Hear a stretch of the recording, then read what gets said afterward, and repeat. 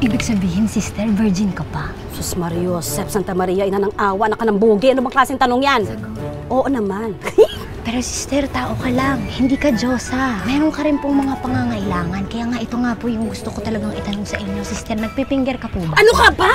Meet my lovely daughter, Elsa! Alam mo, friend, feeling ko kaya wala kang jowa kasi inom ka ng inom.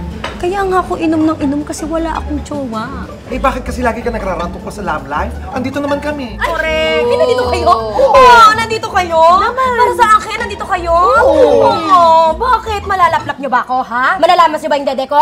Mabibilag niyo ba yung utong ko? You are lovable, you are likeable, you are jowa-wall, but no jowa! Sorry.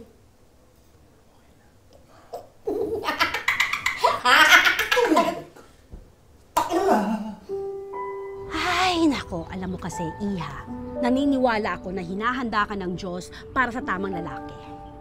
Gusto ko na magka-jowa. Pasaktan mo na ako. Pawarak mo na ako, Lord.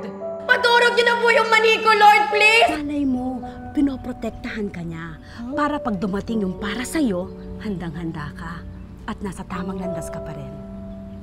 In fairness po, ang ganda po nitong usapan natin. Ha? Pero sigurado po ba kayo dyan? Hindi.